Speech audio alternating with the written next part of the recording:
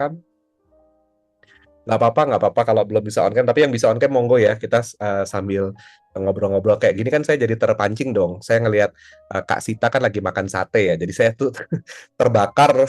Tadi nggak mau makan. Begitu lihat Kak Sita makan tuh saya langsung kayaknya sate enak ya. Apalagi udaranya dingin-dingin gini loh di Batu. Jadi itu kayaknya sate kok kayaknya enak ya gitu ya. Lagi makan gado-gado, nice ya. Masih di jalan nggak apa-apa. Yuk, baiklah. The floor is yours, Coach Aris. Apakah sudah siap? Selamat malam, Coach Aris. Yes. Ya, malam. Aku izin spotlight ya. Ya, teman-teman langsung bisa lihat mukanya Oke. Aduh, silau nih di spotlight. spotlight. Oke, silakan Coach Aris.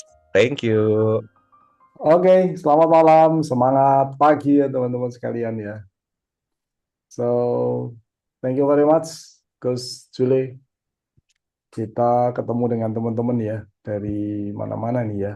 Dan ini kayaknya nambah terus nih ya yang ini. Nah, teman-teman sekalian yang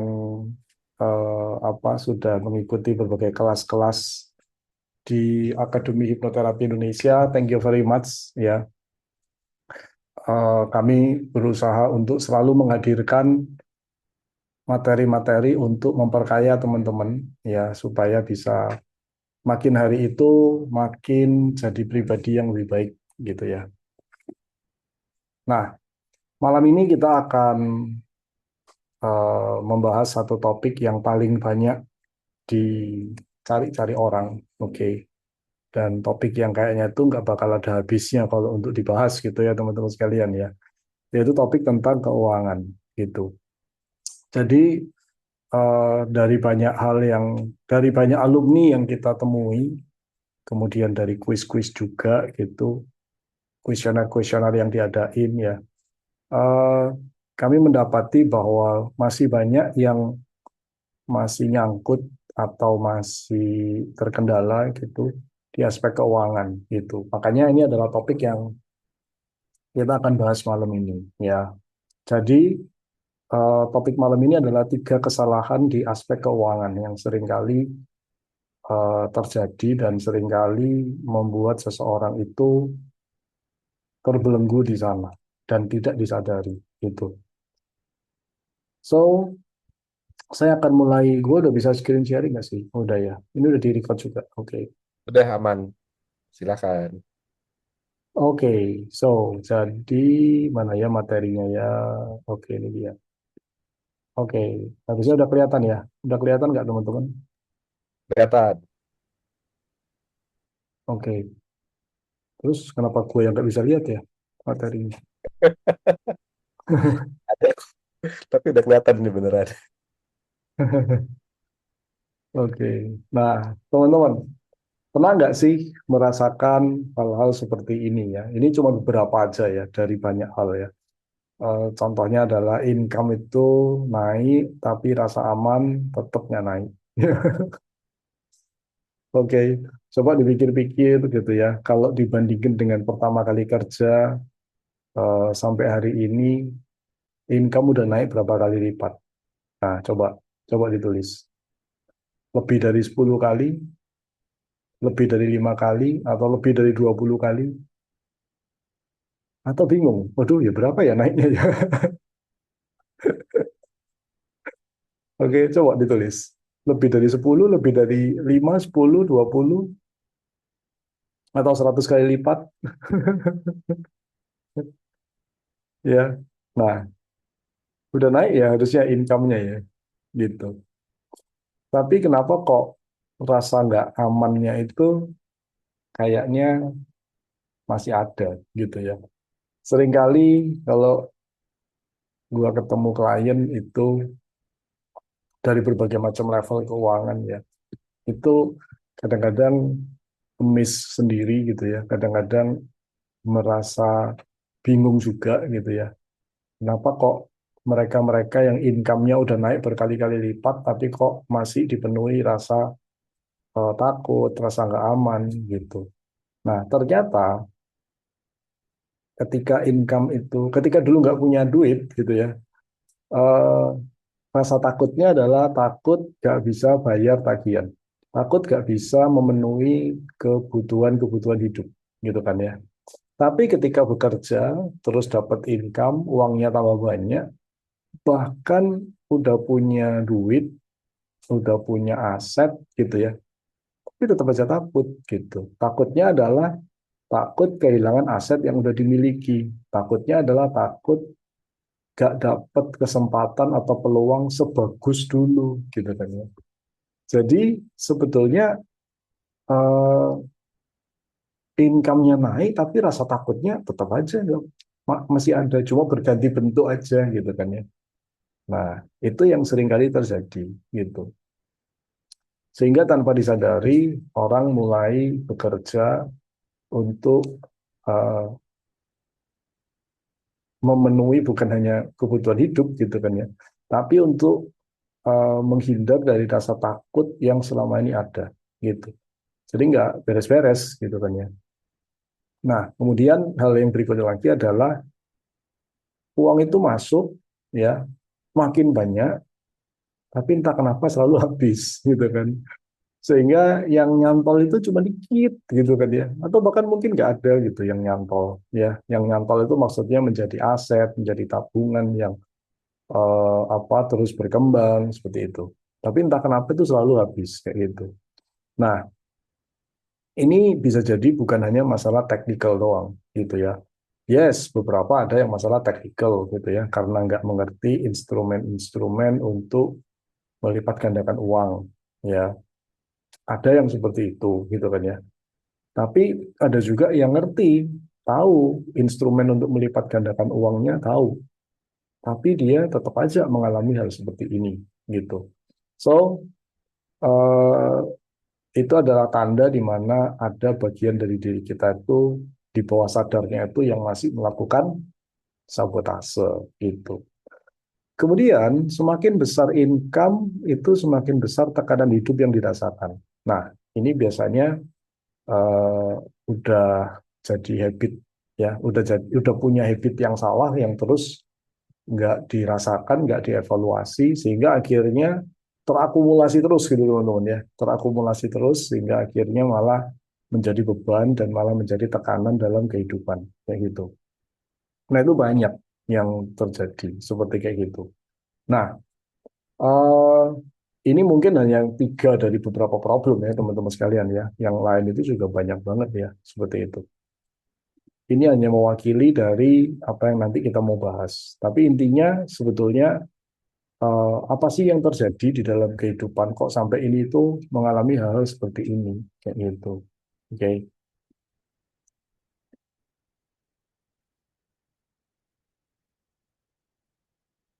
Oke.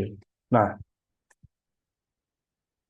terus kita akan masuk ke kesalahan-kesalahan yang sering kali terjadi ya, teman-teman. Oke. Yang pertama adalah eh, mengobati stres dengan belanja atau dengan kenikmatan sesaat. Nah, ini adalah salah satu bentuk pelarian. Oke. Kalau kita perhatikan sebetulnya responnya itu adalah cuma dua bagian besar gitu ya. Satu flight melarikan diri, yang kedua adalah fight yaitu melawan gitu. Nah, yang ini tergolong respon yang flight yaitu melarikan diri ya teman-teman sekalian ya. Ini adalah respon yang apa sering kali terjadi ya. Dan ini bentuknya macam-macam ya teman-teman ya. Belanja ini bentuknya macam-macam gitu ya. Terus kenikmatan sesaat ini juga bentuknya juga banyak banget gitu. Tapi intinya adalah melarikan diri dari sebuah situasi gitu sebetulnya ya. Jadi ini yang disebut dengan emotional spending ya. Orang eh, merasa tertekan, kemudian setelah itu dia check out impulsif di marketplace, apalagi zaman sekarang itu orang kalau mau belanja itu nggak harus keluar rumah ya, jadi lebih difasilitasi lagi gitu ya perilakunya ya. Kalau dulu kan masih harus keluar rumah gitu ya, tapi sekarang orang-orang yang mager gitu ya, dan biasanya orang yang stres itu malas bergerak gitu, dia di rumah aja dia bisa ngabisin duit tuh gitu ya. Ada aja gitu yang dicari gitu ya untuk bisa mengeluarkan uang dengan alasan yang logis ya. Nanti pertama kali dia ngelihat bagian rumahnya kayaknya perlu dicat, nah mulailah beli cat lewat toko online gitu kan ya. Terus nanti ngelihat lagi di bagian kamar mandi, kayaknya kok apalagi nih yang perlu diganti gitu kan ya. Apa tempat perawatan sabun lah apalah ini kayaknya udah mulai karatan ya, cari deh misalkan cari gitu kan ya. Terus nanti masuk ke kamar anaknya, terus ngeliatin tas anaknya, nah ini kayaknya tas sudah 3 tahun nih kayaknya udah mulai gak bagus nih. Nah akhirnya cari lagi tas gitu kan ya. Pokoknya ada aja gitu yang yang apa yang jadi alasan untuk keluarin duit gitu ya. Dan kalau divalidasi semuanya akhirnya jadi kelihatan benar gitu kan ya. Nah makanya banyak orang itu membuat keputusan berdasarkan kebutuhan emosional, tapi divalidasi dengan pikiran logis gitu. Dan kalau ditanya itu semua adalah masuk akal gitu ya, semua adalah masuk akal. Nah, kemudian orang yang lelah itu juga sering melakukan healing-healing yang mahal. Mereka berpikir bahwa nanti kalau healing itu pulang bisa jadi seger gitu kan ya. Pergi ke tempat yang mahal karena mahal diidentikan dengan berkualitas gitu kan. Tapi dia nggak tahu yang dicari itu kualitas yang seperti apa gitu sebetulnya untuk memenuhi kebutuhan dari kelelahannya tadi gitu kan. Dan akhirnya mereka cuma merasa puas sesaat ketika di tempat healing, tapi ketika dia pulang lagi atau belum pulang ya, udah 1 hari menjelang pulang itu rasanya udah males untuk pulang ya. Tapi nggak bisa juga karena pekerjaan menunggu gitu kan. Jadi setiap kali kerja itu kepikiran kapan ya mau libur gitu kan. Begitu libur eh, berharap nggak mau pulang gitu kan. Jadi istrinya sebetulnya stres aja gitu, cuma pindah tempat ya. Eh, Pertama kali stresnya di tempat kerja, setelah itu waktu di liburan 1 2 hari mengalami rasa happy, tapi 1 hari menjelang pulang stres lagi gitu ya, gitu. Jadi cuma pindah tempat aja gitu stresnya ya teman-teman ya. Itu yang sering kali terjadi. Ya. Nah, terus satu hal yang sering terjadi juga adalah rasa kesepian. Nah, oke.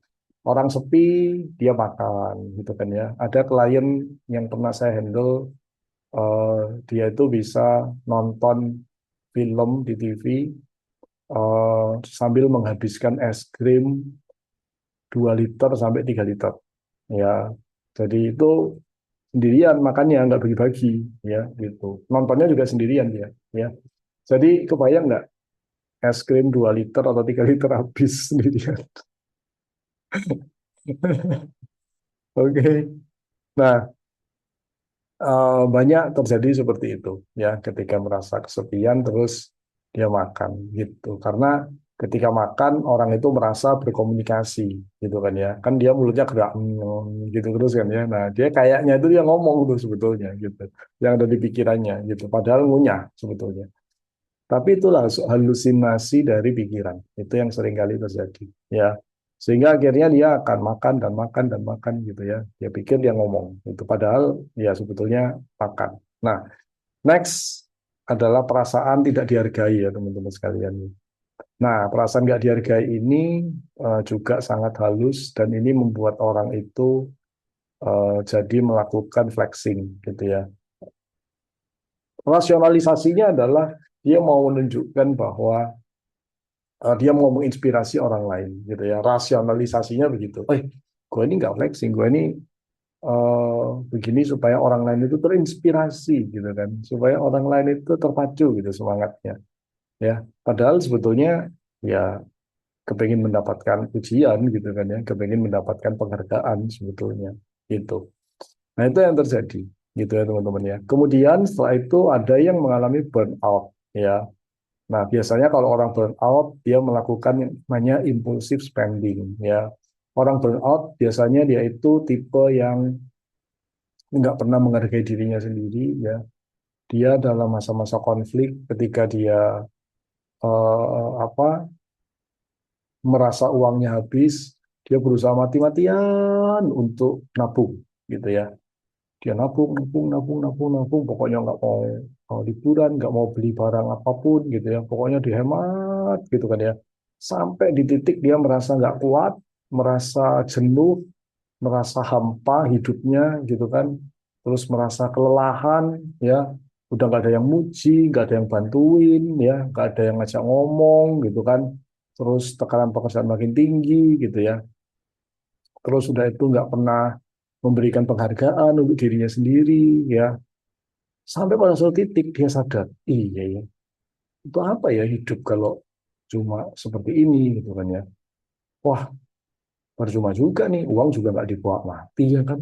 Udah deh gue belanjain, wah langsung saat itu juga dia impulsive spending gitu kan ya. Wah beli ini, beli itu ya. Tapi kalau cuma sekedar beli, dia akan merasa bersalah. Jadi dia berusaha mencari validasi gitu kan ya. Wah mulai cari apa ya yang bisa dibeli tapi berguna. Nah biasanya kan kayak gitu ya. Terus mulai cari laptop gitu kan ya. Laptop yang harusnya 10 juta bisa, tapi cari laptop yang 50 juta dengan validasinya gitu ya. Oh ini karena butuh lah ini itu dan sebagainya ya gitu ya. Handphone yang harusnya 10 juta cukup, beli handphone yang sampai 30 juta gitu kan. Demi mencari kebutuhan-kebutuhan untuk menghargai dirinya sendiri gitu kan ya. Nah, setelah impulsive spending, setelah itu dia nyadar, iya ngapain juga ya beli sampai segini banyak ya. Itu bodoh banget sih ngapain ya gitu kan. Eh yaudah deh, ini terakhir kali deh. Mulai kali ini gue akan nabung terus gitu. Wah, udah. Setelah itu masa paceklik lagi gitu kan ya. Nabung, nabung, nabung, kerja, kerja, kerja, kerja, kerja, kerja, sampai capek akhirnya gila ngapain ya hidup kayak gini. Wah, impulsive spending lagi. Dan itu cycle yang terus kali berulang teman-teman sekalian. Ya, seperti itulah kurang lebih. Ya, ada yang kenal nggak dengan apa yang tadi saya sharingkan? Ya, dan karena nggak punya blueprint, karena nggak punya sebuah goal yang clear, yang jelas, gitu kan. Akhirnya orang makin terbelenggu ya dengan apa hal-hal yang seperti kayak gini, gitu teman-teman.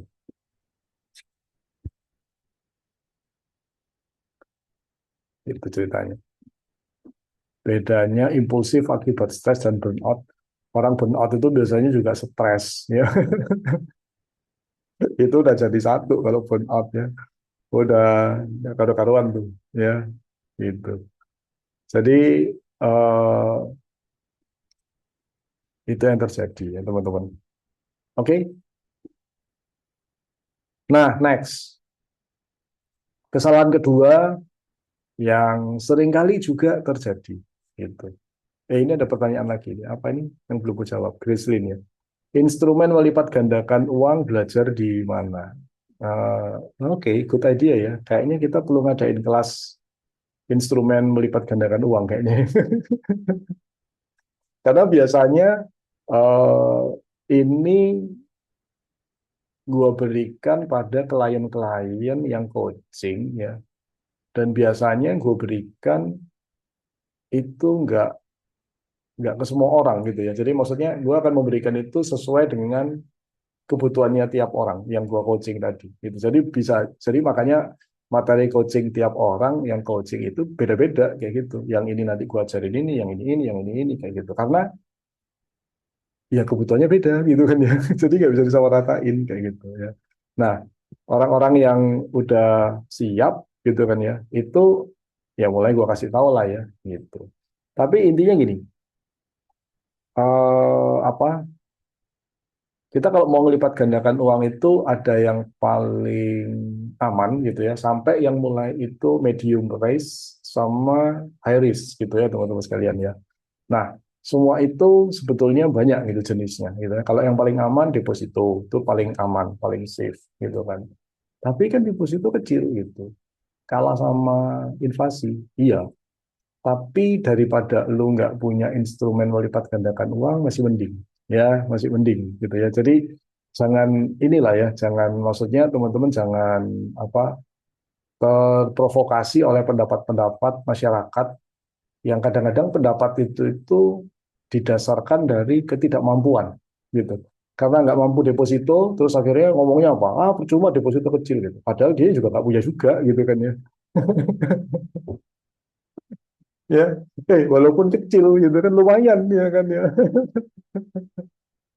Ya, coba misalkan punya uang 1 M gitu kan deposito berapa sih deposito sekarang? 4% ya. 4% nggak sih gitu kan? Ya, 4% kalau 1 M itu sekitar 40 juta. 40 juta bagi 12 itu sekitar 3, sekian. Itu lumayan ya kan dapat pasif income 3 juta sekian per bulan. Lumayan kan teman-teman daripada enggak ya kan gitu. Nah, apa gua kenal ada seorang klien yang dia itu usianya udah tua ya, 60 lebih kayaknya ya gitu. Kerjaannya itu mendepositokan uang itu ceritanya ya. Jadi kalau dia dapat uang dari suaminya itu didepositoin ya. Dia ibu rumah tangga, nggak kerja, nggak punya bisnis gitu ya. Suaminya yang kerja. Jadi tugasnya dia itu cuman mendepositokan uang gitu dari uang belanjanya gitu ya. Jadi disisihkan, disisihkan, disisihkan, disisihkan terus kayak gitu ya. Terus didepositoin gitu ya. Dia mulai dari angka 50 juta, diputar, putar, putar, putar, putar kayak gitu ya sampai akhirnya jadi sekitar 5 M-an gitu. Nah, bahkan gue belajar sesuatu gitu dari dia. Ternyata eh, ada deposito-deposito yang bunganya itu sampai 6%, 7% gitu ya. Ada yang seperti kayak gitu ya. Bahkan ada satu bank yang gue dikenalin sama dia, di mana kita itu bisa dapat rate yang sangat tinggi gitu. Dan gue nurut pakai namanya dia gitu kan ya, dikasih tahu sama dia. Nanti kamu ngomong aja nih, apa keluarga saya gitu kan ya, nanti dapat rate khusus gitu ya. Dan itu beneran teman-teman terjadi kayak gitu kan ya. Tapi setelah itu kepalanya pindah, ya nggak bisa juga akhirnya. Setelah itu depositonya balik ke normal. Ya udah gue cabut juga akhirnya. Dia pun juga keluar dari sana gitu kan ya. Nah jadi tapi itu yang saya pelajari adalah ternyata cara mainnya itu beda gitu ya. Cara main orang yang uangnya banyak dengan yang uangnya dikit, dengan yang uangnya menengah itu cara mainnya beda gitu. Deal-deal tertentu itu tuh nggak akan terjadi di uang yang sedikit gitu. Deal-deal khusus itu hanya terjadi ketika uang itu mulai meningkat jumlahnya. Semakin tinggi nilai uangnya gitu ya yang ditransaksikan, itu dealnya semakin khusus gitu. Makanya kenapa orang kaya makin kaya ya karena dia bisa mendapatkan deal yang orang awam itu nggak dapat gitu teman-teman. Oke, jadi itu very special kayak gitu ya ceritanya ya. Yang kalau orang awam, orang biasa ya kita mohon-mohon sampai nangis darah pun nggak dapat gitu ceritanya ya. Nah, jadi tugasnya teman-teman itu adalah bagaimana untuk apa segera memiliki uang cash yang cukup banyak gitu ya untuk kemudian nanti bisa ditransaksikan dengan aman tapi dealnya khusus gitu teman-teman ya, ditransaksikan dengan aman tapi dealnya khusus gitu. Jadi itu adalah salah satu strategi itu sebetulnya gitu. Terus itu kita masih ngomongin deposito ya, deposito aja itu strateginya banyak sebetulnya teman-teman, macam-macam kayak gitu ya. Terus ada lagi kalau yang aman itu selain deposito adalah surat utang dari pemerintah, obligasi gitu ya, suku ya, terus apa FR gitu kan ya. Itu lebih dari deposito gitu ya nilainya, lebih tinggi dari deposito dan itu lumayan aman gitu ya, relatif jauh lebih aman gitu. Jadi kalau kita nggak ngerti instrumen yang macam-macam itu sebetulnya ada tuh dan itu tuh betul-betul fix gitu dan lumayan aman gitu ya, resikonya relatif lebih aman gitu. Kenapa saya menggunakan kata relatif lebih aman? Karena dia dibandingkan dengan investasi lain dia lebih aman. Tapi bisa nggak terjadi resiko hilang? Bisa, gitu ya. Deposito yang kita anggap aman bisa aja hilang, gitu kan ya. Bahkan tabungan yang kita anggap aman di satu bank aja, ya bisa aja hilang, gitu kan ya. Nah itu tuh ada kasus tuh yang barusan teman-teman duit tabungan apa itu berapa 20 miliar, 20 miliar yang mencuat gitu kan ya, yang akhirnya sampai hilang gitu kan ya. 28 miliar hilang, kan ngeri ya, gitu kan. Jadi jangan dipikir tabungan itu aman gitu ya, bisa hilang juga gitu. Nah itu. So jadi makanya saya ngomong relatif lebih aman gitu. Jadi itu adalah apa instrumen investasi yang paling simpel yaitu deposito.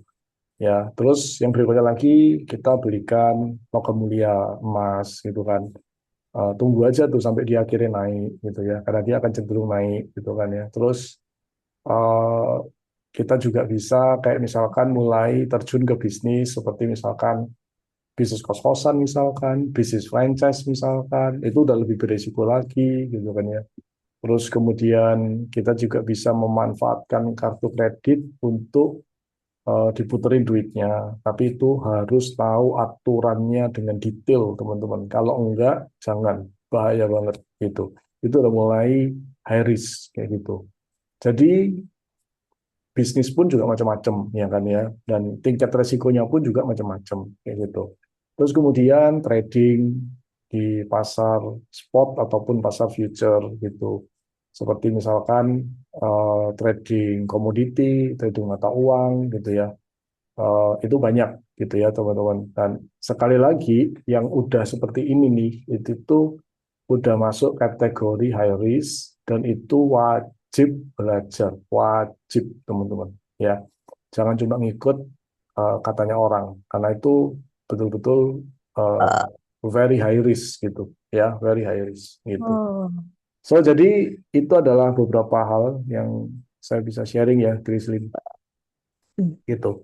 Sabar, nanti kita akan pikirkan gimana buat kurikulum atau kelasnya ya, karena pakar-pakarnya kita sudah punya gitu sebetulnya ya gitu. So apa lagi ya, udah kejawab semua ya kayaknya ya.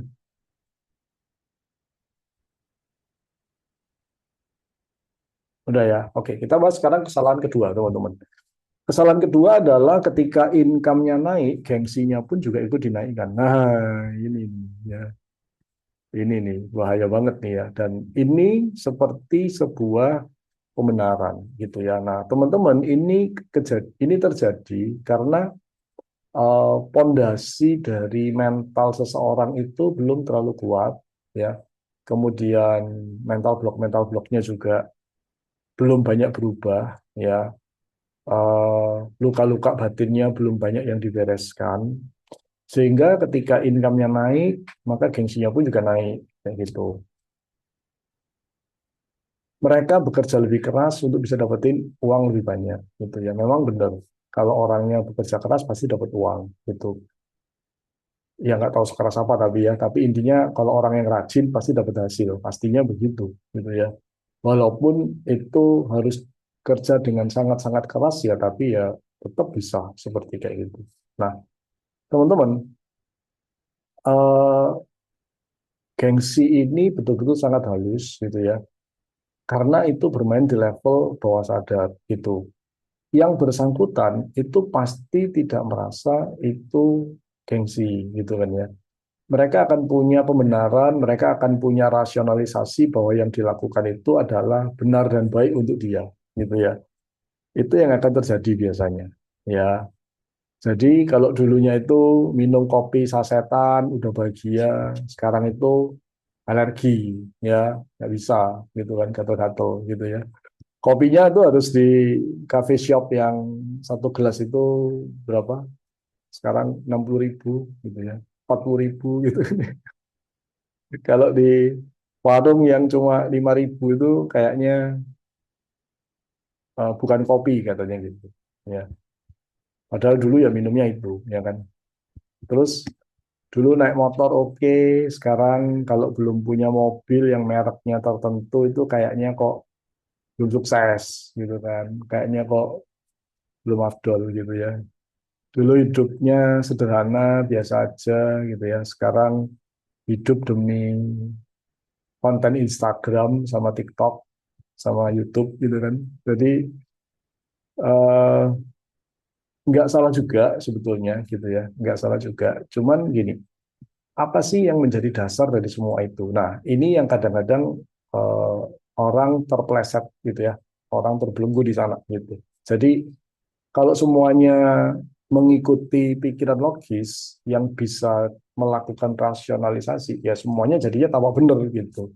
Tapi balik lagi, sebetulnya apa sih tujuan besar dari keuangan Anda? Sebetulnya tujuan besar itu mau ngapain sih? Gitu ya. Ending itu mau ngapain sih sebetulnya gitu. Jadi itu yang perlu dipikirin sih ya teman-teman sekalian ya. Sehingga kita itu bertindak bukan cuman ngikutin ego, bukan cuman karena apa memenuhi egonya kita semata gitu. Itu yang seringkali terjadi. Oke, kesalahan yang ketiga, teman-teman, adalah program miskin yang sangat kuat yang ada di kepala, ya, yang ada di bawah sadar, gitu. Nah, program miskin ini bisa berasal dari pengalaman, bukan bisa berasal ya, kebanyakan sih ya, kebanyakan itu berasal dari masa kecil, ya, kebanyakan berasal dari masa kecil, kayak gitu. Nah, program miskin ini yang akhirnya ditentukan oleh sebuah level kesadaran seseorang, gitu ya.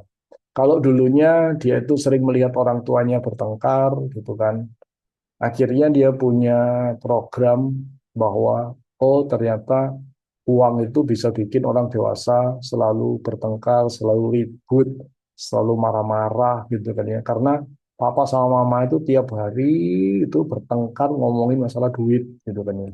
Nah, itu bisa jadi ada itu di kepala dan itu menjadi suara-suara kecil gitu ya yang ada di kepala orang dewasa ketika mereka udah mulai punya uang dan mulai kepingin untuk punya aset lebih banyak gitu ya.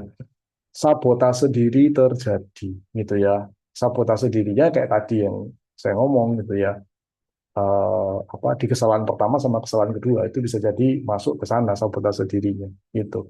Terus belum lagi orang yang pernah melihat orang kaya yang sombong, terus dia kemudian mulai melakukan sebuah validasi atau pembenaran bahwa emangnya orang kaya itu sombong ya gitu.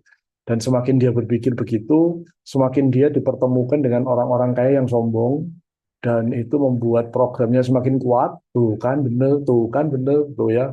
Akhirnya ketemu lagi yang begitu lagi, ketemu begitu lagi, gitu kan ya. Sehingga akhirnya dia bisa males gitu ya. Aduh, udahlah, nggak usah lah. Nggak perlu yang kaya-kaya banget lah, cukup lah segini. Nah, akhirnya males, ya. Tapi di satu sisi dia sadar kalau males itu nggak baik, gitu kan. Nah, konflik kan jadinya, gitu. Kemudian bisa jadi ada pemikiran aku nggak pantas kaya, gitu kan. Karena sugesti juga, gitu ya. Si orang tua mengatakan bahwa kamu itu sadar kita ini bukan keturunan orang kaya, nggak ada dari keluarga kita itu yang kaya, wah masuk tuh di kepala gitu kan. Oke, kemudian juga bisa jadi kalau sukses itu nanti dibenci karena dia melihat di sekelilingnya orang-orang yang sukses itu sendirian, nggak banyak temen gitu kan, nggak disukai orang gitu ya, sehingga dia mulai mengambil kesimpulan bahwa, waduh, jangan terlalu sukses lah. Nah, kalau sukses banget itu kalau punya temen gitu kan ya, makin dikit gitu kan ya, karena eh, orang sukses itu misalkan apa pelit lah, sombong lah, apalah misalkan kayak gitu-gitu ya, sehingga nanti gak disukai orang gitu kan ya. Nah, akhirnya dia melakukan pelarian-pelarian supaya nggak terlalu sukses gitu ya, supaya nggak terlalu sukses. Jadi cukup-cukup segini aja deh. Sekarang gue mau nonton aja deh misalkan gitu kan ya, atau gue mau makan lah gitu kan ya. Nah, itu ya cari pelarian ya supaya dirinya tidak terlalu sukses gitu. Atau takut kehilangan ya karena dia pernah melihat orang tuanya yang berusaha keras gitu kan ya, uangnya banyak gitu ya. Terus akhirnya tiba-tiba kehilangan orang disayang, kehilangan orang dicintai ya gitu ya. Atau kehilangan sesuatu lah yang dia korbankan karena dia mengejar kesuksesan gitu kan ya. Akhirnya di situ dia menyimpulkan bahwa tuh kan bener ya, gak perlu lah sampai terlalu kayak begitulah, nanti malah ada yang hilang, ada yang dikorbankan gitu. Jangan deh gitu kan ya. Nah, gampang banget nih sekarang akhirnya ke distract kayak gitu. Nah, teman-teman suara di bawah sadar ini begitu banyak gitu ya. Eh, ini biasanya eh, dilihat dari apa yang dialami di masa kecilnya gitu. Kalau di masa kecilnya dia sering disalahkan, sering dipermalukan, ya, maka akhirnya dia menganggap eh, uang itu kalau nggak punya uang itu nanti bisa malu. Sehingga sekarang dia berusaha untuk punya uang, bekerja keras supaya dia nggak malu gitu. Tapi karena dia apa bekerja didasari dengan rasa supaya nggak malu gitu ya, sesuai dengan hukum pikiran bahwa apa yang dominan itu yang terwujud gitu kan ya. Akhirnya dia menarik kejadian-kejadian yang akan membuat dia merasa malu akhirnya gitu ya. Dan dari situ programnya semakin kuat bahwa tuh kan bener gitu kan ya. Makanya deh nggak usah lah pamer-pamer lah, malu lah ngomongin kayak gini lah gitu kan ya. Atau sebagai orang miskin gitu ya, dia merasa malu untuk show up, malu untuk minta, malu untuk minta bantuan gitu ya. Dan akhirnya malah menarik kejadian yang semakin buruk lagi. Nah, so eh, itulah yang terjadi gitu ya di bawah sadar gitu. Teman-teman, apa yang terjadi di bawah sadar itulah yang nanti akan terwujud dalam dunia nyata ya gitu. Jadi eh, kita itu nggak menarik apa yang kita inginkan secara logis gitu. Tapi kita itu menarik situasi yang kita persepsikan di bawah sadar gitu ya. Dan itu menjadi realitas kehidupan kita. Kalau di bawah sadar kita isinya itu adalah rasa malu, rasa benci gitu kan ya, rasa marah, rasa tidak berdaya, ya apalagi rasa bersalah, menyalahkan diri, ya penyesalan gitu ya, ketakutan, maka kita akan menarik hal-hal tersebut di dalam kehidupan gitu. Walaupun kita punya impian yang besar gitu ya, tapi kalau apa emosi yang tadi itu begitu kuat di bawah sadar, maka itulah yang akan terjadi dalam kehidupan. So makanya ini tuh harus diberesin kayak gitu. Kalau enggak, dia akan selalu menghadirkan film yang sama dengan pelaku yang berbeda nantinya. Akan selalu seperti itu, gitu. Bawah sadar akan bertindak menjadi rem, gitu teman-teman. Rem otomatis, gitu ya. Sehingga waktu kita buat planning, kita kerja, gitu ya, itu kita ibaratkan kita itu ngegas, gitu. Tapi si bawah sadarnya yang selalu ngerem, gitu ya. Sehingga kita nggak bisa mengeluarkan potensi kita. Sehingga apa yang kita lakukan nggak pernah jadi yang optimal. Akhirnya seperti kayak gitu. Nah, itulah yang terjadi, gitu ya. Eh, saya berharap dari uraian ini teman-teman jadi lebih bisa mengenali apa yang terjadi di dalam diri sendiri, gitu. Karena awal dari sebuah proses transformasi itu adalah satu punya database, gitu ya. Kalau kita nggak punya database, kalau kita nggak tahu ilmunya, kita nggak tahu apa yang kita cari, gitu. Jadi langkah pertama adalah database. Nah, hari ini, malam ini, saya itu berusaha untuk memberikan database ini ke teman-teman, gitu ya, supaya teman-teman jadi tahu, gitu. Mungkin selama ini teman-teman nggak nyadar, gitu, apa yang terjadi, gitu ya. Sehingga kalau ditanya apa yang terjadi, gitu loh, lah, gua aja juga nggak tahu apa yang terjadi. Nah, loh, ya kan, akhirnya yang mau bantu juga bingung, kan gitu ya. Nah, dari sini saya harap teman-teman jadi punya sebuah database di mana database ini nanti akan menjadi awal dari sebuah proses penerimaan dan pengakuan gitu ya. Oh, yes, ternyata gue punya masalah ini. Wah, gue baru sadar nih, selama ini ternyata ini nih yang menghambat. Kayak gitu. So, jadi langkah pertama adalah punya database, which is malam ini saya sudah berikan ke teman-teman gitu ya. Langkah kedua adalah mulai untuk mengenali hal tersebut dan menerima serta mengakui adanya hal tersebut. Ya, langkah berikutnya itu adalah memutuskan mau diapain ini, gitu ya. Jadi setelah punya database, terus tahu, ya, kemudian mau menerima, mau mengakui, ya. Sekarang langkah berikutnya adalah memutuskan, ini mau diapain? Mau dipelihara atau mau disembuhin gitu kan ya, atau mau di replace kayak gitu. Nah itu langkah berikutnya. Nah, setelah itu baru kita memikirkan metodenya. Ya, metodenya untuk mereplace, untuk menghilangkan, untuk menyembuhkan apa gitu. Nah, metodenya macam-macam gitu ya. Dari mulai yang paling klinik gitu ya, seperti menyepi di gua yang terpelosok gitu kan ya, di gunung apa gitu kan misalkan gitu ya.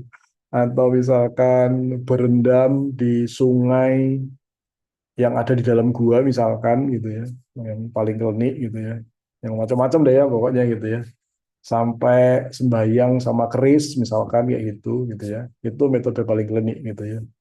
Oke, sampai ke misalkan apa, datang ke dukun misalkan ya, atau melakukan terapi-terapi yang modern gitu kan, yang macam-macam lah ya, intinya seperti itu ya. Nah, tentunya teman-teman di sini udah belajar banyak gitu ya. Kalau yang di sini kayak ICT, kayak hipnoterapi gitu ya, itu adalah salah satu metode gitu. Jadi metodenya itu bisa macam-macam, apapun itu nggak masalah gitu sebetulnya. Yang penting satu, database-nya udah tahu, terus yang kedua adalah kita tahu bahwa itu ada dalam diri kita gitu ya. Kita mau menerima, mengakui ya. Setelah itu kita putuskan apa yang kita mau lakukan gitu. Dan setelah itu eksekusi ya teman-teman ya. Setelah itu eksekusi. Nah, itulah yang perlu kita lakukan gitu sebetulnya. Oke, sampai sini cukup jelas teman-teman sekalian, bisa dipahami kah?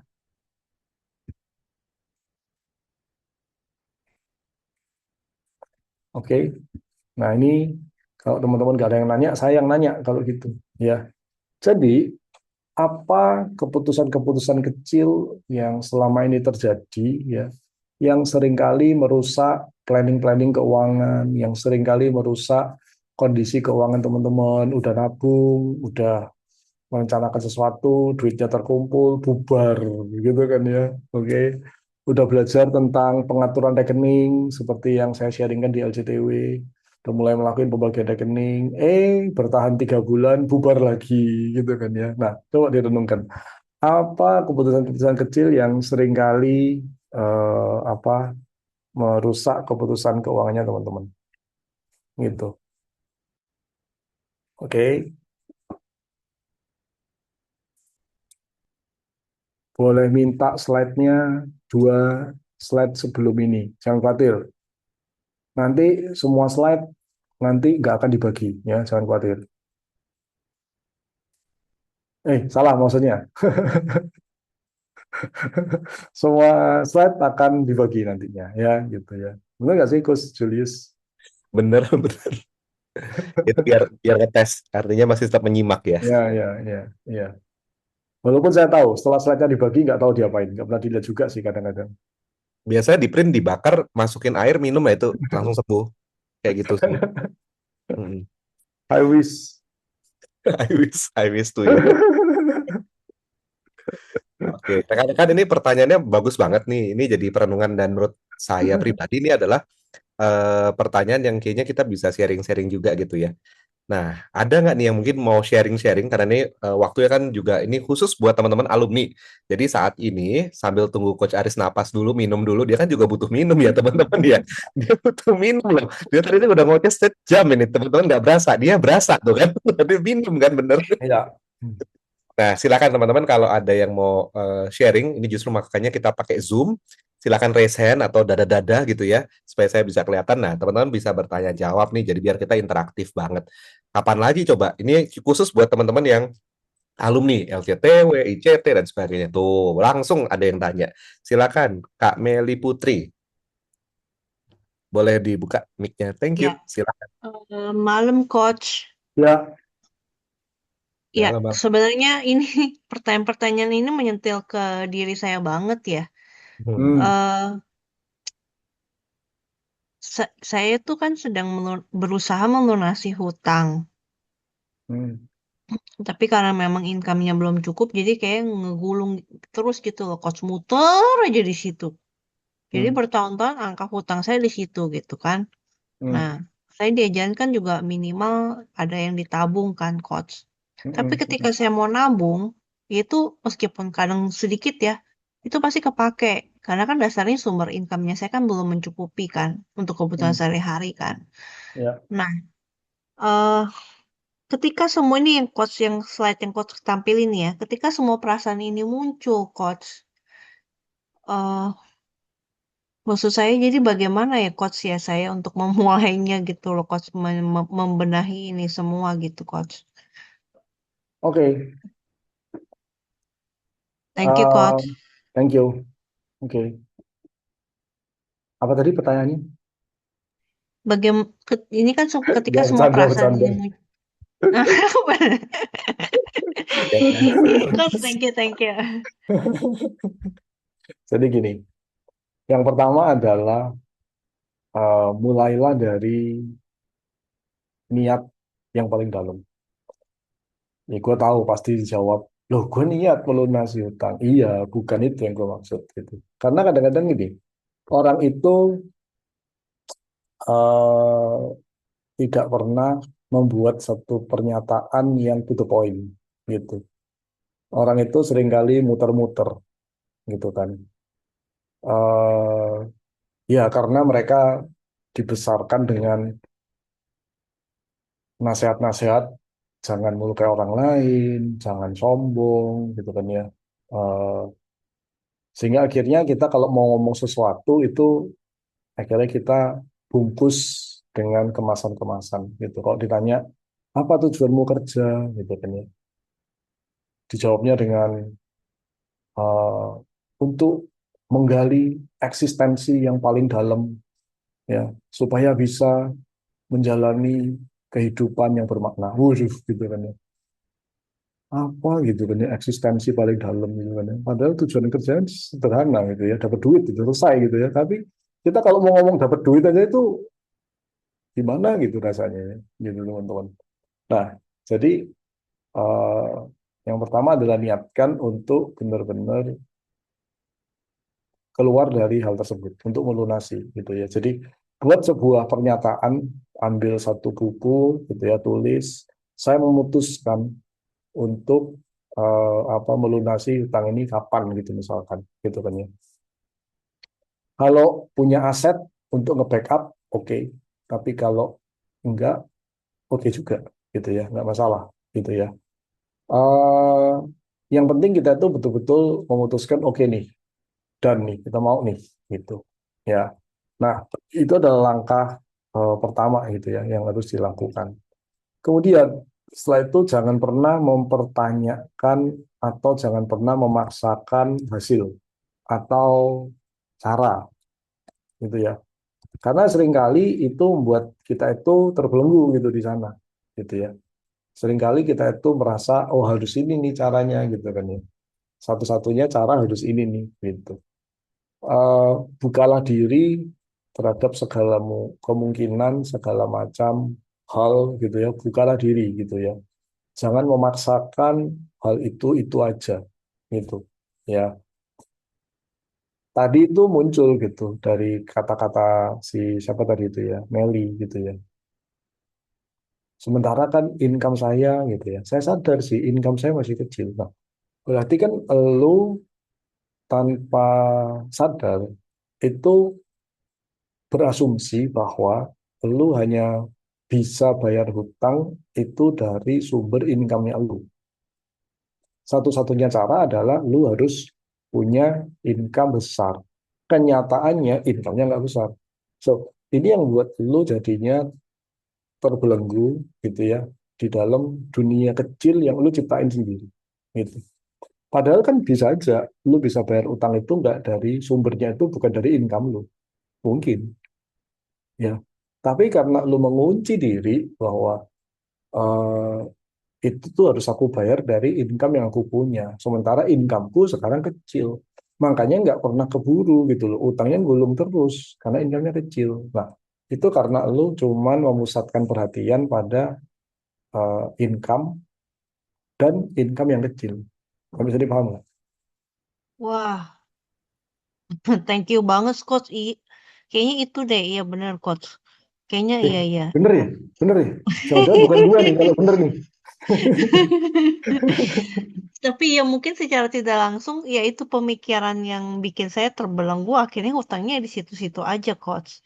Iya benar saya merasa memang hutang saya ini harus saya bayar dengan income saya bukan dengan maksudnya bisa aja kan sebenarnya alam semesta Tuhan kasih saya berkat untuk jebret gitu ngelunasin hutang tapi saya membatasi diri itu gitu loh.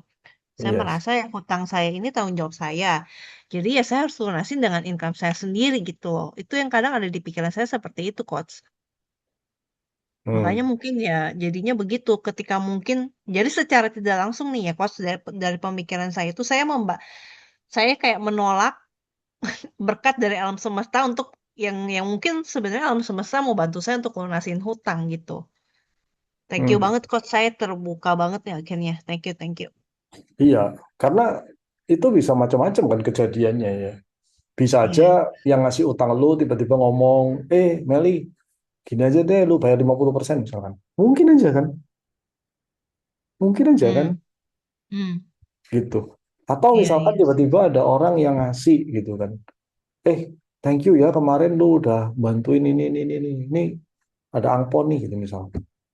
Hmm. Ternyata jumlahnya nggak lu duga gitu kan, lumayan gede gitu misalkan. Hmm. Ya macam-macam lah caranya lah gitu itu nggak akan pernah terduga sama sekali gitu. Hmm. Hmm. So kenapa harus memaksakan diri dari itu aja gitu. Nah itu sih Hmm. hal Oke, penting yang oke. lu harus sadari Iya, coach. gitu. Thank you, thank you. Thank you Oke. banget, coach. Ah, thank you. Yap.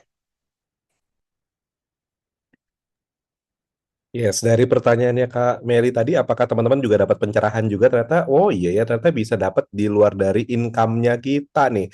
Kalau merasa setuju atau oh iya ya benar diingatkan kembali, boleh dong ketik angka 1 di kolom chat. Saya jadi biar bisa lihat, oh ini teman-teman apakah memang mendengar dan juga, oh iya kayaknya nyambung-nyambung gitu ya. Oh angka 1, yes, betul. Kadang-kadang ada jalan kendaraan lain yang lebih baik, nggak mesti dengan kendaraan saat Yap. ini. Oh Betul. iya, Betul banget. nice.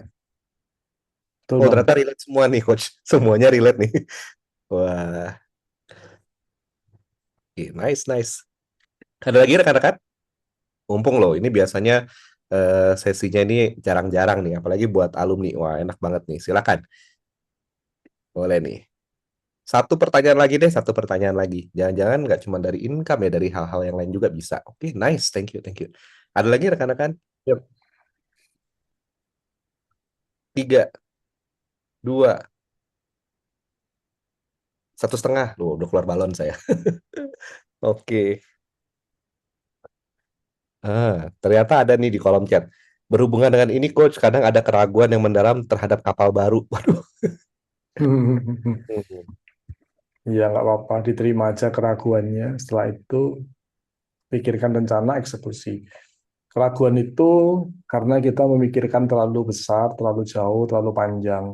Coba dipikir dengan time frame yang lebih kecil, ya, lebih pendek, dan kemudian diuji. Ya, coba deh gue apa targetnya jangan terlalu gede gitu, kecilin dulu, coba, coba, coba gitu ya. Sehingga akhirnya kalau itu berhasil, berhasil, berhasil, keberhasilan kecil itu akan membuat kita jadi punya kepercayaan diri, gitu. Oke?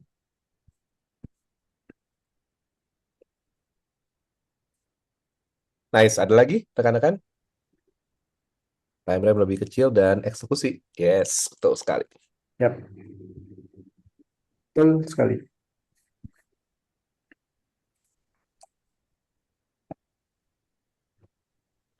Ada lagi rekan-rekan?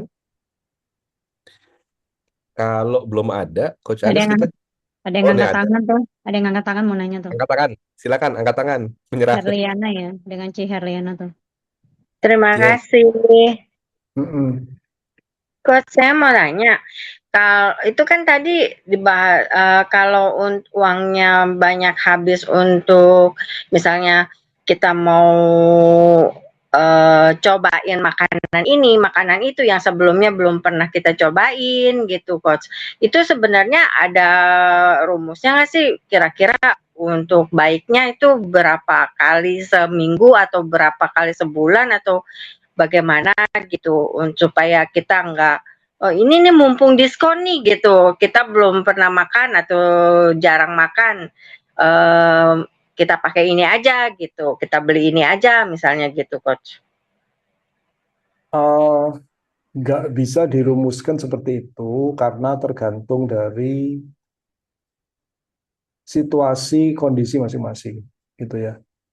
Kalau orang itu masih dalam tahap merintis gitu, ya nggak usah nyoba yang macam-macam lah gitu kan ya. Karena apalagi makanan gitu kan ya. Ya kan makanan itu ujung-ujungnya juga sama juga gitu hasil akhirnya ya kan ya. Jadi percuma juga ya cuma untuk memuaskan lidah 5 cm gitu kan ya. Ya, tapi kalau kondisinya udah punya aset, punya tabungan, ya bolehlah gitu kan ya. Kalau mau meresikukan uang segitu ya silakan gitu kan ya. Nah, itu balik lagi gitu kepada profil resiko dari setiap orang sih sebetulnya. Paling gampang ikutin aja pola-pola pembagian rekening yang udah di-sharingkan di LCTW gitu kan. Yang mana ada porsi untuk rekening bermain dan senang-senang. Nah, kalau di LCTW kan 10% gitu kan ya. Tapi itu bisa disesuaikan. Ya mau 5%, mau 3% dari income boleh silakan. Terserah gitu ya. Jadi ada porsinya di sana. Ada porsi rekening bermain dan senang-senang. Namanya aja bermain dan senang-senang bebas gitu. Nggak perlu dipertanggungjawabkan. Ya, tapi ada porsinya kita batasin gitu. Oke? Oke, Coach. Dan terus ada lagi, Coach, maaf. Itu kalau misalnya kita mau bantu keluarga bagaimana? Ya bantu aja. Maksudnya gimana? Kalau mau bantu ya bantu aja. Ada porsinya nggak, Coach? Ya kan ada rekening sumbangan sosial. Oh ya, pakai yang itu aja ya. Iya, Oh ya dah. Oke, makasih, Coach. sama-sama. Oke, ini di kolom chat ada nih. Kayaknya Kak Tovan bilang cara membedakan gengsi. Yang berikutnya lagi, rencana nabung dalam jumlah besar sering hilang. Karena tiba-tiba ada keperluan yang harus dibeli dalam jumlah besar juga. Gimana supaya bisa keluar dari putaran ini? Nah, ngeles yuk, gitu kan ya. Gitu. Terus pinter ngeles, gitu ya. Nah, gimana nih cara ngelesnya, gitu kan ya. Nah, cara ngelesnya adalah kita harus tahu apa yang terjadi di sana, gitu kan ya. Apa pola pikir yang muncul di sana, gitu. Bisa jadi ini tuh yang tadi tuh, yang ketiga tuh, yang apa program di bawah sadar. Ada program miskin yang ada di bawah sadar, gitu. Eh, apa nih suara-suara kecil yang seringkali muncul di bawah sadar. Nah, itu yang harus dicari, gitu ya. Kalau misalkan bingung, aduh saya bingung nih gimana nih gitu kan ya. Tapi udah sering berkali-kali merasakan pengalaman selalu ada pengeluaran ketika udah punya tabungan ada pengeluaran. Nah, langsung aja pergi ke hipnoterapis. Ya, hipnoterapis dari Akademi Hipnoterapi Indonesia itu banyak. Jakarta, Surabaya, Madiun, ya, kemudian di Semarang juga ada, ya, terus di mana Bandung juga ada, di Bali juga ada, gitu ya. Nah, silakan eh, ngomong aja bahwa saya itu seringkali harus mengeluarkan uang tidak terduga ketika tabungan sekian. Itu aja udah cukup untuk bisa di hipnoterapi, ya, udah cukup tuh. Begitu, oke. Oke, ada yang angkat tangan. Kak Lucy, silakan Kak Lucy. Malam, Coach. Hai, malam juga. Iya, Coach. Kalau saya itu lately ya suka merasa ketakutan loh, Coach, sejak dolar naik, Coach. Dengan berita-berita yang ada beredar gitu kan, inflasi lah, apalah segala. Ini saya sambil ngomong aja, saya sambil deg-degan banget loh, Coach. Saya nggak Sama, ngikutin ya. sama. Kalau Iya, nggak tapi gue kan ngikutin nggak tahu berita, harga dolar ya. Sekarang gara-gara itu ngomong dolar naik, gue jadi panik juga nih sekarang. iya panik ya. Padahal saya nggak ada hutang dalam bentuk dolar gitu. Cuman mungkin karena saya pernah ngalamin krisis yang tahun 98 ya. Ya, Pada saat itu kan saya masih remaja, jadi nggak yang into banget. Cuman yang saya ngerasain tuh habis saya beli barang, nggak berapa lama kan langsung dolar naik, jadi barang itu tiba-tiba value harganya tuh langsung berbeda banget, dan barang itu masih saya simpen sampai sekarang, jam tangan itu loh. Jam Oh, saya itu setiap kali saya lihat sekarang, dan dengan sekarang keadaan kondisi kayak begini, saya kayak makin ketakutan. Jadi saya ya puji Tuhan sih income saya pas segala sih nggak terganggu gitu loh. Nah, makin nggak terganggu gitu, saya makin ketakutannya gitu, aduh ini gimana ya, saya bisa bertahan apa enggak ya? Bahkan ada yang bisnis saya yang saya anggap itu side job saya itu tiba-tiba di tahun 2025 tahun kemarin mulai growing. Di saat itu growing ya saya ada satu sisi bersyukur, satu sisi lagi sekarang saya takutnya ini masih bisa growing apa enggak ya? Growing apa bertahan apa enggak ya? Apa malah nanti jadi mati ya? Jadi saya tuh sekarang lately dalam ketakutan terus antara lihat berita maksudnya untuk mau defensif, maksudnya biar enggak ini, tapi kalau diikutin ya sama makin ketakutan gitu. Kayak gitu sih coach. Pergumulan sayanya sih kayak gitu sekarang belakangan ini gitu. Gimana ya coach? apanya yang gimana? Ini pertanyaan lu apa jadinya? Iya, pertanyaan saya tuh jadi hidup saya tuh dalam ketakutan terus itu loh coach. Oh, Ketakutan ya terus ketakutannya takut mau dipelihara tergerus atau mau inflasi, takut diapain? ya pengen keluar dari ketakutan itu gitu loh. Dia kalau kita nggak catch up Oke. berita ya gimana, takutnya ntar malah kita nggak defensif, tapi kalau misalnya kita ikutin berita ya saya jadi nggak fokus kerja gitu. Gitu. Ya, ya, ya, ya. Oke. Eh, ya gue nggak tahu lu ngikutin berita tujuannya apa gitu kan. Ada Tujuannya kepentingannya nggak? Ada ada kepentingannya nggak gitu kepentingannya. kan? Maksudnya bisnis lu Kepentingan relate kepentingan banget nggak saya dengan itu berita gitu kan? ya, kepentingannya itu ya takut tergerus sama inflasi sih coach. Takut saya salah mengalokasikan, mensecure apa yang udah saya simpen gitu loh selama ini. Itu Ya, aja maksud gue sih. gini. Apakah bisnis lu itu very sensitif terhadap inflasi? Yang kalau inflasi Eh, itu bergerak 0,001% aja, itu langsung bisnis lu terpengaruh 50% gitu. 50% langsung directly sih enggak sih coach, tapi pelan-pelan sih bisa. Karena itu Nah, menyangkut dengan daya beli gitu. ya paham. Kalau itu sih Mhm. semua bisnis iya ya.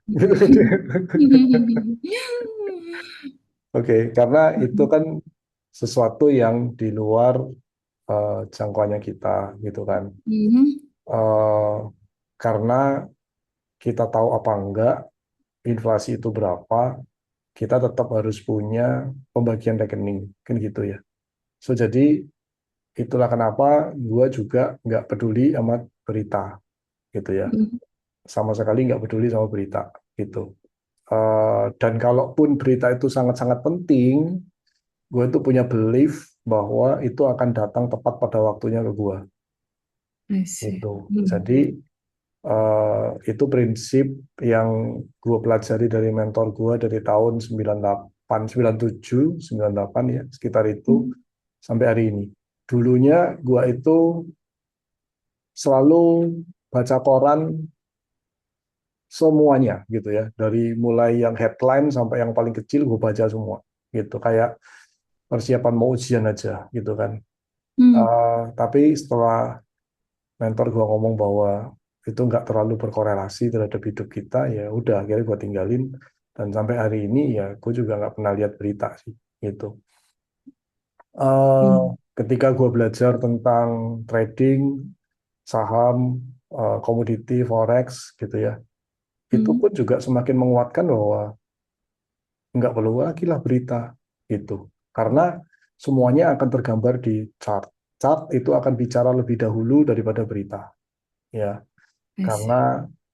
segala pergerakan-pergerakan yang terjadi dari eh, penguasa duit itu tergambar semua di chart gitu kan ya. Mhm. Baru setelah Mhm. itu dikeluarkan beritanya ya. Oke. Jadi mereka udah melakukan gerakan lebih dahulu, mempersiapkan diri mereka dulu, dan itu tergambar di chart. Barulah berita dirancang untuk menguatkan hal tersebut ketika mereka udah siap gitu. So jadi Mhm. itu semakin menguatkan gue bahwa gue nggak perlu nonton, ngeliatin, baca tentang berita-berita yang terjadi di dunia, kecuali cuman sekilas-sekilas. Dan biasanya gue juga tahu dari percakapan-percakapan orang-orang yang dari sekitar sih gitu ya. Kemarin aja apa Amerika nyerang Iran, gue juga baru tahu dari grup coaching gitu kan ya. Mereka Hmm. ngomong, aduh gimana? Oh gitu ya, baru nyerang ya kayak gitu ya. So ya itu semua seperti itu sih ya, gitu. Jadi apapun yang terjadi gitu ya, kita tetap harus melakukan pembagian rekening kan, gitu. Apakah ekonomi lagi baik atau ekonomi lagi buruk gitu kan? Kita tetap harus punya blueprint keuangan dan selama lu udah melakukan blueprint keuangannya ya udah nggak apa-apa gitu selesai seperti itu sih Oke. ya. Nah, tapi kalau lu masih nggak bisa menghilangkan kekhawatiran kecemasan seperti itu gitu ya, ntar gua referensikan ke hipnoterapis deh Hmm, hmm, hmm, hmm. gitu, boleh, Oke, oke. Iya, Coach. Thank you loh, Coach. sama-sama. Oke, di Oke, komentar juga banyak, tapi kayaknya waktunya kita udah terbatas sih Coach Aris ya. Jadi mungkin Coach itu Aris ya. Oke. kasih pesan-pesan dulu sebelum saya akan memberikan pesan-pesan di akhir. Coach Aris, ada pesan-pesan kah? Gimana menyimpulkan dari hari ini, malam hari ini? Oke, so teman-teman sekalian, jadi uang itu sebetulnya eh, adalah sesuatu benda yang netral, gitu ya teman-teman ya. Uang itu bukan musuh, uang itu juga bukan penyelamat. Ya, dia itu bisa menjadi musuh dan dia bisa menjadi penyelamat tergantung bagaimana kita mempersepsikan, gitu ya. So, apapun yang teman-teman pikirkan tentang uang, itulah yang akan menjadi realita atau kenyataan, gitu ya. Ketika kita berpikir uang itu baik, maka dia akan jadi baik. Ketika kita berpikir bahwa uang itu jahat, maka dia pun juga akan jahat. Ini juga sama dengan ketika kita memikirkan hal-hal yang lainnya sih, bukan cuma berlaku untuk uang aja.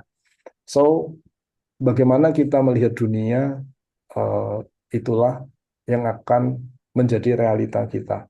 Kita tidak menarik apa yang kita inginkan, tapi kita menarik dan mewujudkan apa yang dominan di dalam pikiran kita.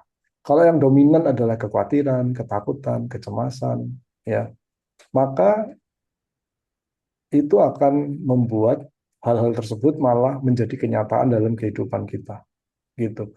Karena pikiran kita itu memancarkan frekuensi dan frekuensi itu punya getaran, ya, bisa merambat ke segala arah dan ada hukum resonansi, which is frekuensi yang sama akan saling menguatkan satu sama lain.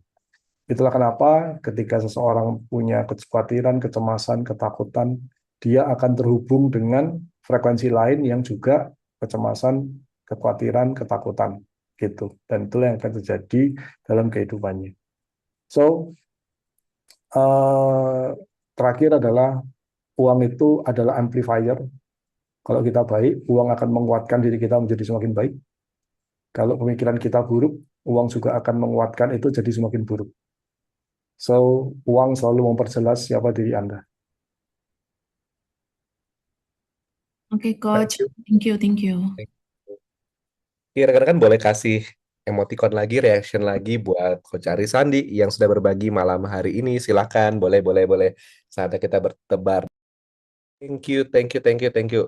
Coach Aris, aku juga punya ini nih, punya pengumuman sedikit gitu ya tentang bagaimana kita juga bisa berkolaborasi gitu ya dalam programnya dari Selaras gitu. Izin ya teman-teman, ini sangat berhubungan sekali nih dengan yang kita bahas malam ini gitu. Bagaimana uang itu bisa jadi amplifier ya dari kita gitu ya. Oke, saya izin teman-teman untuk saya share. Abis ini nanti Coach Aris akan mungkin juga akan menambahkan sedikit gitu ya. Tapi izinkan saya untuk share dulu nih decknya kita ini ya. Ya, rekan-rekan, siapa di sini yang pernah tahu kalau ternyata kita itu punya atau kami dari Selaras dan juga AHI itu juga punya program afiliasi nih teman-teman. alias menjadi afiliasinya kami untuk mereferensikan program-program, buku, dan sebagainya. Ada yang udah pernah tahu belum? Ketik angka 1 kalau udah tahu. Kalau belum tahu atau kayaknya pernah ya tapi nggak tahu, ketik 2, 1 atau 2. Tahu itu 1, kalau nggak tahu atau nggak jelas gitu ya, bisa jadi nggak tahu atau nggak jelas. Karena bisa jadi nggak tahu atau nggak jelas. Oke, nice. Ternyata belum ya. Oh, nice. Ini kayaknya banyakan yang angka 2 nih, Coach Haris ya. Jadi saya akan berikan gambarannya. Jadi ini gambarannya gambaran singkat. Nanti tentunya kita kalau mau ngobrol lebih jauh lagi bisa kita dapatkan di sesi berikutnya ya tentang program afiliasi. Tapi izinkan saya untuk bisa ngobrolin tentang afiliasi juga gitu ya. Oke, rekan-rekan, izinkan saya untuk berbagi. Nah, berbaginya ini saya akan share screen saya gitu ya.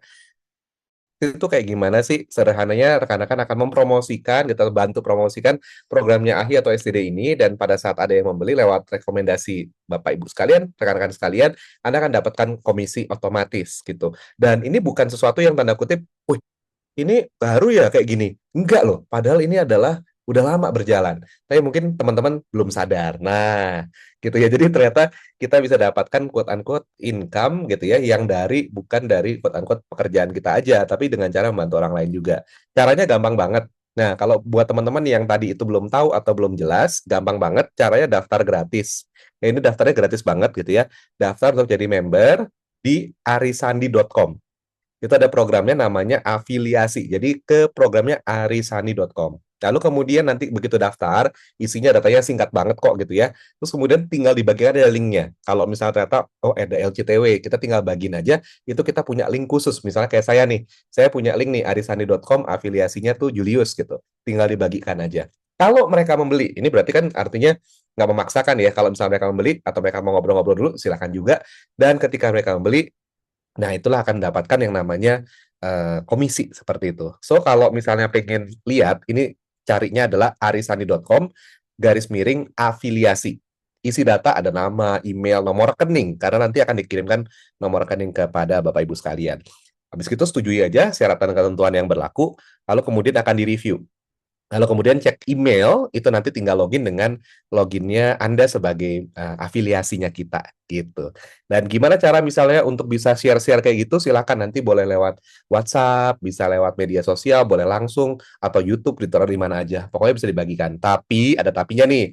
Yang pertama, supaya kita bisa sukses untuk membagikan ini adalah kenali dulu nih, orangnya kayak gimana, dia apakah punya habit untuk belajar juga atau enggak, gitu kan. Terus kemudian berikan konten yang memang jujur, reviewnya pribadi, bukan berarti, oh ini aja, hanya karena quote-unquote yang diincar adalah commission base-nya gitu ya. Lalu kemudian kita juga konsisten berbagi manfaat. Nah, ini yang kita tumbuhkan. Dan dilarang keras untuk self-referral, artinya, wah kalau gitu aku beli sendiri ya, kayak gitu ya. Jadi kan dapat diskon, nanti cashback lagi. Ini banyak banget nih yang ternyata punya keahlian yang melipat gandakan uang lewat ini ternyata gitu. Atau yang kedua, spamming, artinya kita nge-spam banget nih informasinya, di spam-spam kayak gitu. Atau bahkan menyesatkan, artinya dapat informasi yang palsu kayak gitu. Nah, ini rekan-rekan akan bisa dapatkan. Nah, jeng, aku kasih tahu di sini nanti rekan-rekan kalau penasaran lebih lanjut bisa hubungin nomor aku atau nomor teleponnya dari Bu Awi ya, gitu. Nanti biar bisa dijelaskan lebih lanjut lagi. Jeng, contohnya kayak gini. Jadi, online courses itu kita ada besaran komisi juga 15%. Digital download ada e-book, audio itu 15%. Buku cetak 10%, dan workshop dan seminar itu juga 10%. Gitu. Nanti kita akan ada akumulasinya, ada cut off-nya juga. Jadi menarik kan? Contohnya nih, misalnya teman-teman mereferensikan untuk program yang senilai harganya 2 juta. Maka program itu workshop atau webinarnya atau seminarnya itu 10%. Jadi lumayan ya, dari 2 juta dapat 200.000 kayak gitu.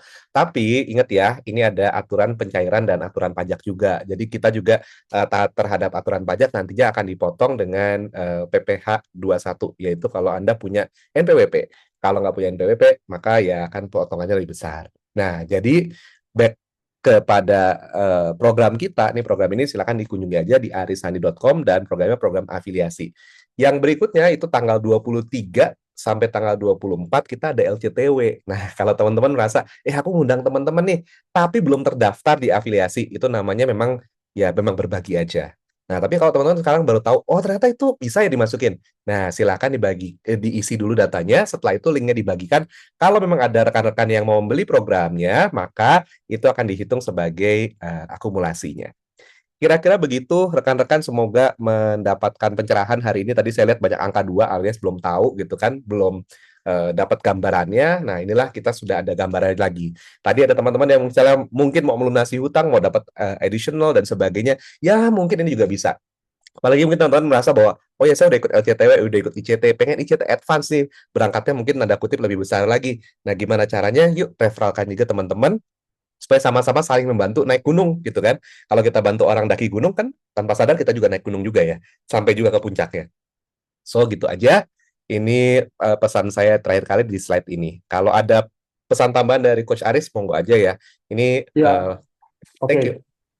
Jadi teman-teman, saya dengan teman-teman di PT Selaras Damai Jiwa itu mendiskusikan beberapa hal ya terkait dengan bagaimana kita itu mau berdampak lebih banyak kepada orang lain gitu kan. Selama ini kami itu banyak menggunakan iklan-iklan melalui berbagai macam platform ya seperti YouTube, kemudian Instagram gitu ya. Kalau yang sebelum-sebelumnya itu malah saya pakai iklan radio, iklan TV ya seperti itulah ya gitu. Tujuannya adalah supaya banyak orang lebih bisa mengenal tentang mekanisme pikiran dan bisa membuat hidup mereka jadi lebih baik. Itu jadi misi awal saya dari tahun 2009 ketika mendirikan Akademi Hipnoterapi Indonesia. Saya ingin lebih banyak orang lebih mengenal hipnoterapi karena saya dengan teman-teman hipnoterapis yang ada di sini itu nggak akan pernah cukup untuk bisa menolong, membantu banyak orang untuk jadi lebih baik. Dan orang yang mau dibantu dan mau ditolong itu makin hari itu makin banyak, teman-teman sekalian. Makin banyak gitu. Kayaknya berapapun hipnoterapis yang akan kita lahirkan nggak akan pernah cukup gitu ya untuk bisa menolong dan membantu orang-orang tersebut kayak gitu. Nah, jadi dalam rangka itu makanya kita menggunakan platform-platform iklan supaya orang jadi mengerti gitu loh bahwa problem itu bisa dibantu loh kayak gitu. Nah, teman-teman, selama ini kita menggunakan platform iklan itu, kita tuh selalu mengeluarkan biaya juga dari sana, gitu kan ya. Nah, kemudian saya diskusi dengan Coach Julius ya, dengan Coach Rio juga dan tim di SDD gitu ya. Kita merasa bahwa kenapa uang ini itu nggak kita ambil sebagian yang kita biasanya gunakan untuk bayar iklan, kemudian kita switch gitu kan ya kepada teman-teman yang sudah belajar, yang sudah merasakan sendiri gitu kan ya. Kenapa nggak di switch aja gitu ke situ gitu kan ya, daripada kita kasih duitnya ke Mark Zuckerberg yang udah kaya gitu kan ya. Ya, kenapa kita nggak switch dan kita alihkan gitu ke sini gitu kan ya. Nah, makanya akhirnya program ini kita luncurkan gitu. Saya tahu mungkin beberapa dari teman-teman itu nggak butuh uangnya gitu ya. Senang aja gitu berbagi. It's okay, nggak masalah.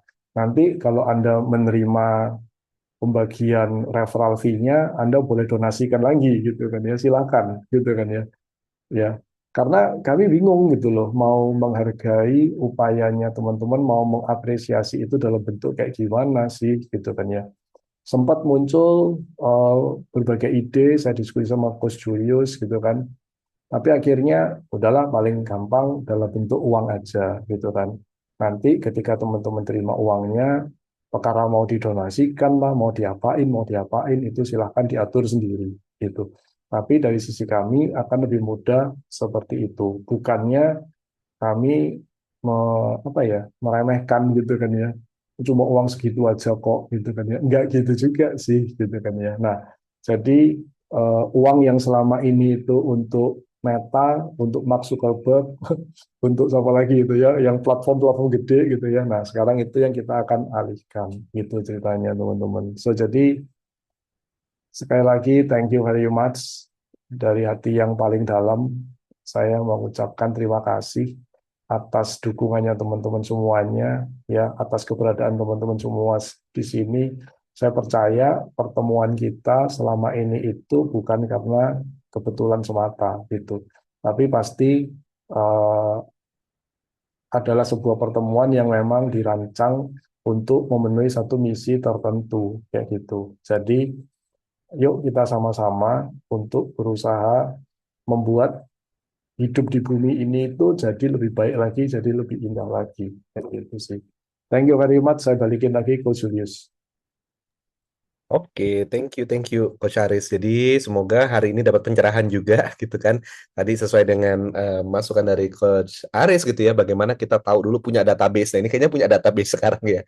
Kalau kemudian nanti tinggal ditelusuri aja kayak gimana. Dan betul kita nggak bisa mengucapkan terima kasih yang gimana-gimana, tapi inilah yang kita pikirkan juga, benar juga Coach Aris ya, kita selama ini berarti kasih ke Mark Zuckerberg ya, gitu ya, kenapa nggak kasih ke teman-teman di sini, padahal pada pengen gitu ya, atau pengen butuh gitu dan sebagainya, ya itu bagus banget sih, jadi itu yang kayaknya dikemas dengan baik sama Coach Aris gitu, jadi tugasnya adalah buat teman-teman yang belum tahu, kalau pengen tahu lebih lanjut lagi, silakan hubungi di nomor saya boleh, nomornya Bu Awi juga boleh, kalau ada butuh bantuan teknis, nanti tim dari AHI, dari Selaras Damai Jiwa juga akan bantu rekan-rekan. Gampang kok, tinggal masuk ke sana dan daftar aja gitu.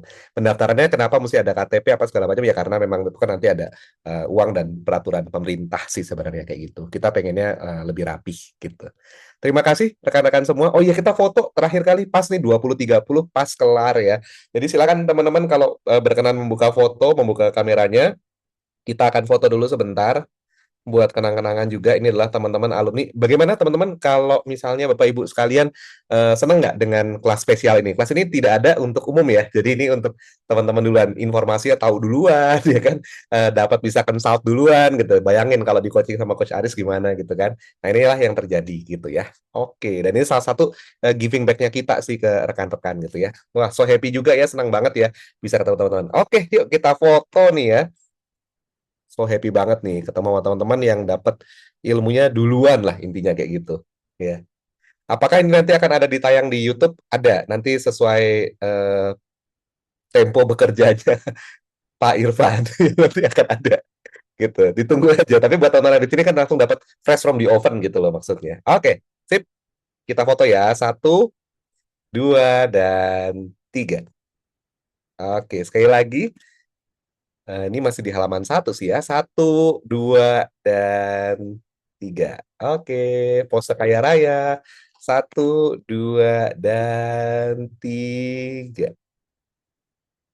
Sip, terima kasih. Terima kasih semuanya. Semoga bisa beristirahat dengan tenang dan mengembangbiakkan keberuntungan, keberkahan. Sambil tidur, uangnya tetap bekerja. Jadi kita tidur, uang kita yang bekerja. Semoga begitu ya. Oke, thank you semuanya. Thank you Coach Aris. Dan selamat malam semuanya. Sebentar lagi kita akan end ya. Terima kasih. Dadah. See you semuanya.